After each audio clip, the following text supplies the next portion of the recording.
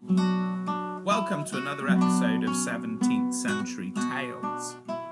My name is Adam Nightingale and I'll be bringing you stories from Nottinghamshire's forgotten Civil War past, recorded in a secret Roundhead location. Episode 5, The Daredevil Diarist.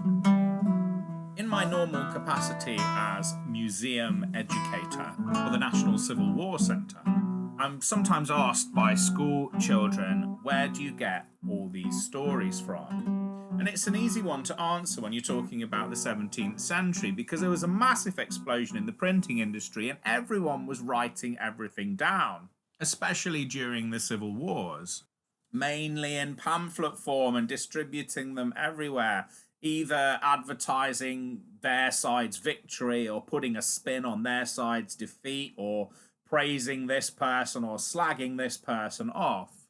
People wrote biographies defending the reputation of a disgraced person they might have been married to or very close to. You know, they were transcripts of famous trials. If someone preached a sermon, someone was writing it down and publishing it. And then there were diaries. People wrote diaries about their experiences during the war, and these are particularly valuable because they're written while the events are still unfolding.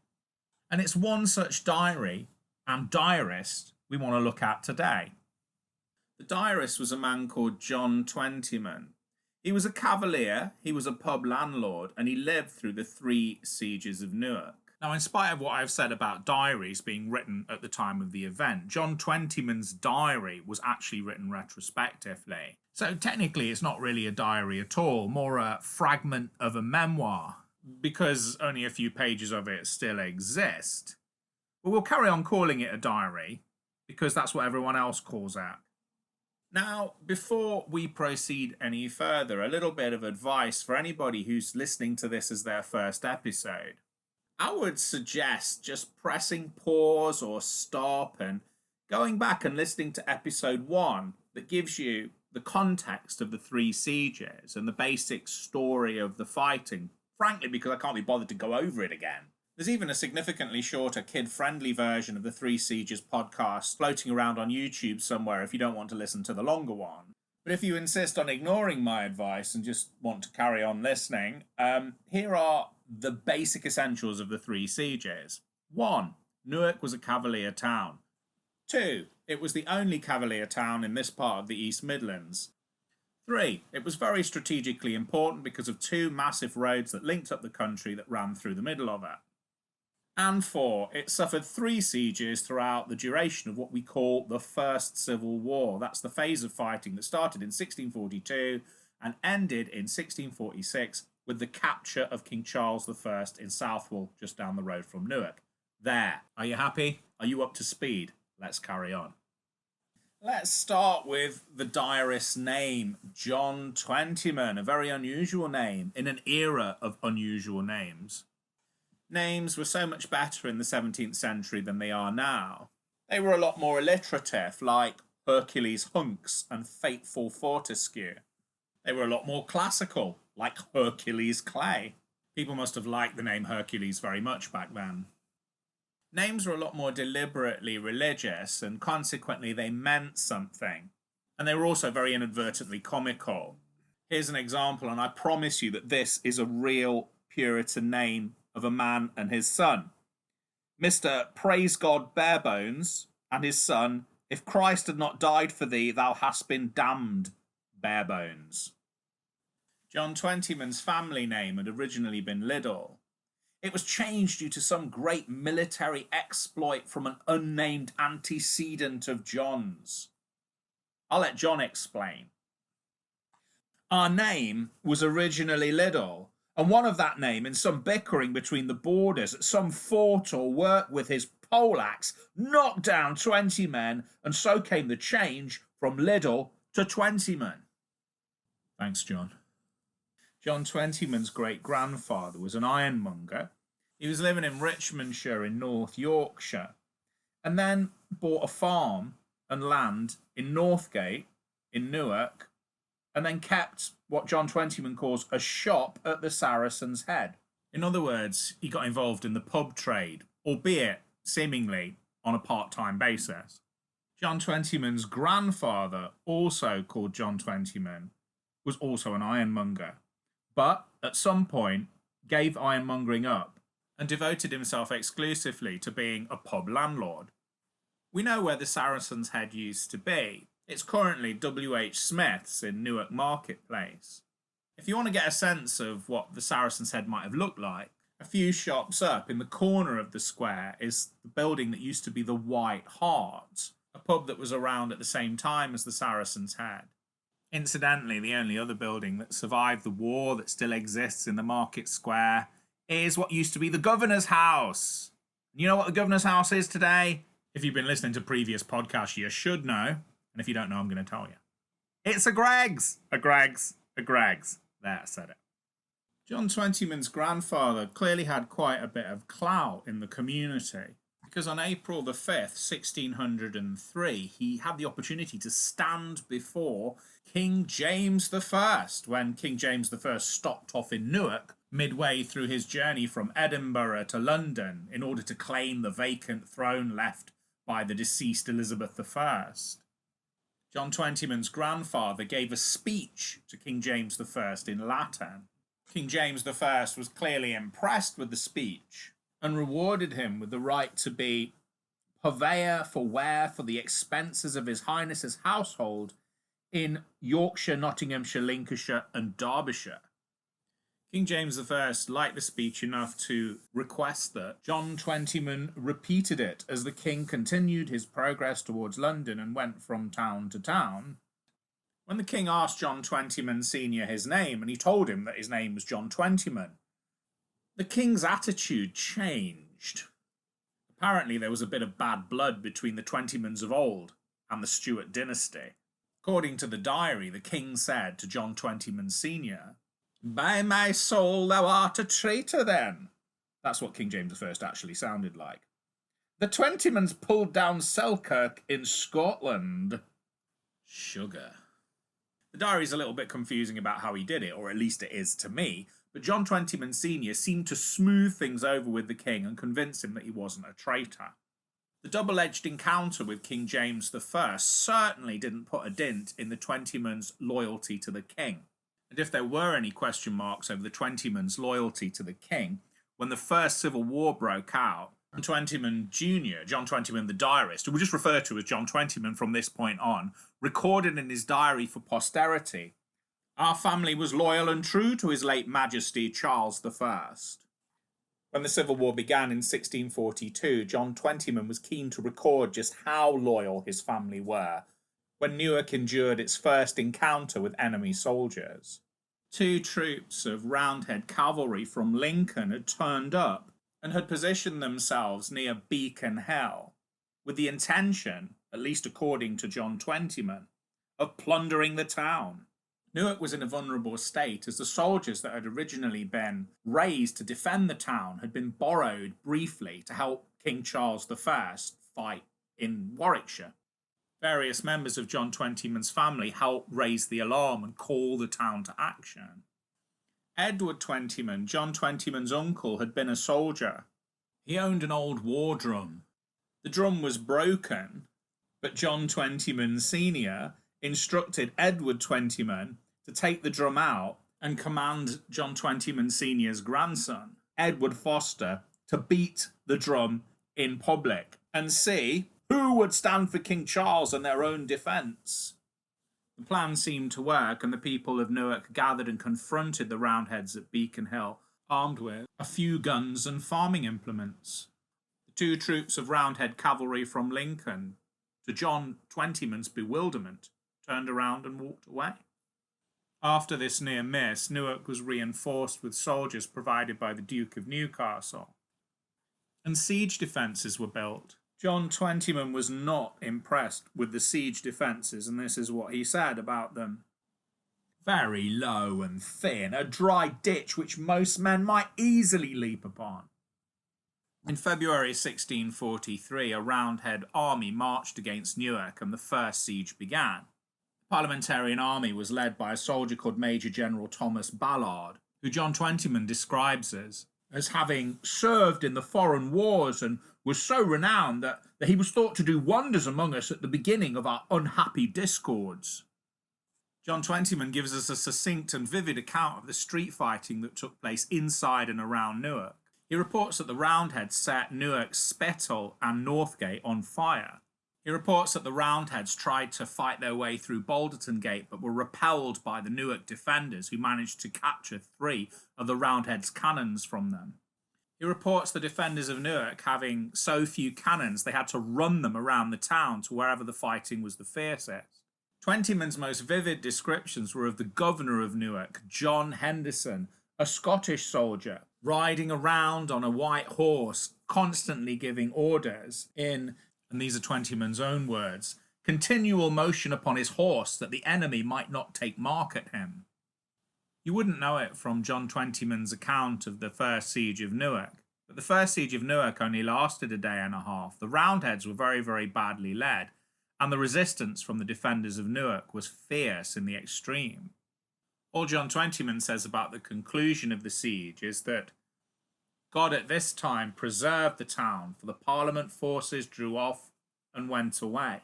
He added a postscript about the parliamentarians' attitude towards failing to take Newark, saying that the Roundheads imputed the not winning of the town at this time to the treachery of Major General Thomas Ballard. Immediately starts talking about the improvements in the siege defences between sieges 1 and 2, and makes reference to the King's Sconce, the earthen fort, which was built near Dovecote Close. He also gives a little commentary on the war and offers criticism of the King's failure to take London early on in the war and the consequences of that decision. And then before we know it, without any introduction, we're right into the middle of the second siege, which took place almost a year exactly after the first siege in February 1644, and provided John Twentyman with the opportunity to deliver a phenomenal piece of reportage about the most dramatic event in the siege. In the second siege, Newark was surrounded by 7,000 soldiers, a lot more competently led than they had been in the first siege. They had bombarded Newark with artillery, and cannonball had managed to smash a hole in the spire of the enormously tall St Mary Magdalene's Church.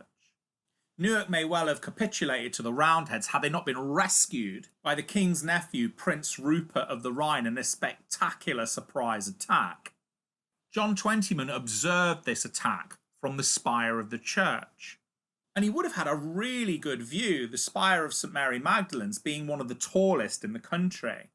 And Newark is largely flat, the only hill actually being Beacon Hill, where most of the fighting took place between Rupert and the Roundheads. So brace yourselves, I'm going to let full fly with John Twentyman's complete account of Rupert's relief of Newark. Not long after the town was besieged by the forces of Lincoln, Nottingham and Derby, and Sir Richard, afterwards Lord Byron of Newstead, was the governor, I was at the siege. They shot, after they had formed their league, 13 pieces of ordnance and 2 bomb-balls every night about 12 and 1 o'clock. Prince Rupert came and raised the siege. I saw the engagement from the pinnacles of our steeple. They of the Parliament drew up their horse into one main body with 2 wings under the brow of Beacon Hill. Against the place where the Spittal stood and where all the infantry were ensconced, they had a bridge of boats over the River Trent. The Prince charged one wing, coming with fury upon them from Coddington, and after that charge both retired that wing to the main body, and the Prince with his up the hill. Presently he came down upon the other wing, and they did as before, on both sides. Upon the third assault, the Prince, coming with his body upon theirs, totally routed them, and fell so in with them that they made a length from the hill to the Spittal. There the horse would have broken into their own foot, but they shot to keep them out, and many fled over the bridge of boats. All would have gone, but they were forced to stay some that might make a better composition for themselves, and so leaving all their arms behind, they marched away. Thus the Lord delivered us this time also. This was the second siege. If that was completely confusing and some of the language obscure and maybe you had a problem with my delivery, this is basically what happened. Prince Rupert turns up on Beacon Hill. He launches 3 cavalry charges. The Roundheads scatter and run and try and get over some pontoon bridges that they built on the River Trent to get to a fort on the other side of the River Trent. Some make it, some don't. The Roundhead army surrender, and basically all of their weapons are given to Newark. Oh, and did you notice there's a new governor of Newark now, a Richard Byron? At some point, the previous governor, John Henderson, had been sacked. That happened quite a lot during the 3 sieges. In total, Newark had 4 governors, all completely different, but they had one thing in common. Do you know what that was? They all lived in Greggs. Speaking of governors of Newark, the next intact bit of John Twentyman's diary was a bit of a critique of Richard Willis, the 3rd governor of Newark. It's fair to say that John Twentyman was not a fan. In his opening salvo against Richard Willis, he doesn't really mince his words or leave you in any doubt as to what he thinks about him. He calls Richard Willis a lewd and debauched person, but even that wasn't his main complaint against the former governor. Apparently, according to John Twentyman, Richard Willis became a traitor. Sometime after the war, after the king had been beheaded, John Twentyman refers to Richard Willis as being corrupted by Oliver Cromwell to do some acts of disloyalty. What John Twentyman was referring to was the commonly held belief that Richard Willis was believed to have acted as a spy. After the war, Willis became a member of the Sealed Knot, a secret royalist organisation. Then he was thought to have been in the pay of Oliver Cromwell's spymaster, John Thurlow. It was probably true that he was in the pocket of John Thurlow, but there's no evidence that he ever gave any seriously damaging information to Parliament or ever actually betrayed anybody. But mud sticks and the rumours were quite prevalent, and so when King Charles II was restored to the throne of England, Richard Willis was never arrested or punished, but he was shunned and excluded from Charles II's inner circle. Having said his piece about Richard Willis, John Twentyman in his diary immediately launches in to the 3rd siege of Newark. He alludes to the state of the war amongst the Cavaliers and the importance of Newark. He describes the king's armies as decaying and not able to keep the field, and that many of them who still wanted to fight betook themselves into the strongest garrison, which was Newark. He describes the improved fortifications prior to the 3rd siege, paying specific attention to the 2 most distinctive defensive architectural features, the sconces. This is what he says about them. And there was built at Spittal a very noble and strong work, which the townsmen kept and built up, an house of 3 or 4 bay of building in the middle of it, and called it the Royal Sconce. A sconce being a large earthen fortification that supports the main defences of a town or city. There were 2 sconces in Newark, the King's Sconce and the Queen's Sconce. King's Sconce isn't there now, but the Queen's Sconce still exists in Sconce Park. The King's Sconce had a personal significance for John Twentyman. A relative of his died in the sconce during the fighting in the 3rd siege.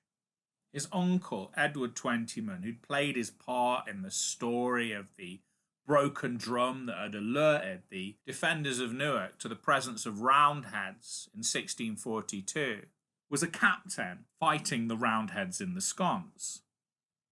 His death was quite ignominious. He cut his toe, didn't get it properly treated, the wound got infected, and he died of gangrene, expiring in his lodgings at John Twentyman's pub, the Saracen's Head. Edward Twentyman's death highlights the often absurd paradoxes of who lived and who died during the Civil War. There are numerous stories of soldiers surviving what you would assume would be fatal wounds back in the 17th century. For example, Prince Rupert of the Rhine was shot in the head and survived. Sir Thomas Fairfax was shot through the wrist and survived. And there are many other examples. But Edward Twentyman died of a poorly toe that he didn't clean properly. John Twentyman doesn't really say all that much else about the 3rd siege of Newark, and if you know what the population of Newark went through, you could blame him for not really wanting to recall it. Or maybe that section of his diary has been lost. He does have an interesting take on perhaps the most devastating thing to happen to Newark during the 3rd siege, the outbreak of the plague. He sees it as a gift from God. Let me explain. The king had been captured and Newark had surrendered, and the Roundheads entered, and what would normally happen is that the Roundheads would go about dismantling sconces, destroying castles, and smashing up beautiful churches. But they didn't in this instance, because they didn't want to hang around in a town that was riddled with disease. So they pretty much left Newark alone. This is how John Twentyman articulates the same point.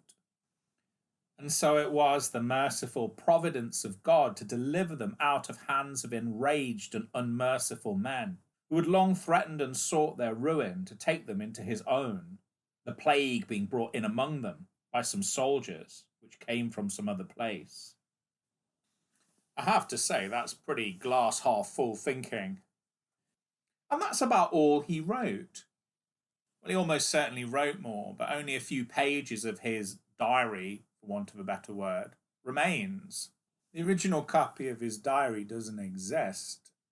What exists is a handwritten transcript of bits of his diary written down by the 18th century politician and recorder of Nottingham history, Charles Mellish. And here's a lovely stroke of irony. And do you know where the fragment of the copy of John Twentyman's diary resides today? The Special Collections Archive of Nottingham University. The Newark Cavalier Diarist's writings are kept for posterity in Roundhead Nottingham. I'd love to see John Twentyman's diary entry on that. Thank you for listening to another episode of 17th Century Tales, written and recorded by me, Adam Nightingale, from a secret Roundhead Nottingham location. In next week's episode, we've mentioned him quite a few times in almost all but one of the episodes, so we might as well do an episode about him. We're going to be talking about the hero of the Second Siege of Newark, Prince Rupert of the Rhine. I'd like to thank Mark Nightingale for doing the wonderful music, but I'd also like to give a special thanks and shout out to my colleague and friend Denise Greeny. She often provides me with wonderful little bits of information and anecdotes and sources that make up and flavour a lot of what I hope you enjoy about these 17th century tales. It was Denise that put me on to the particularly ridiculous Puritan names, by the way. If you want to listen to previous episodes or access the incredible array of materials and activities and videos available from the learning team to occupy and stimulate your minds in these difficult times, then follow the link below. As always, be safe and see you next time.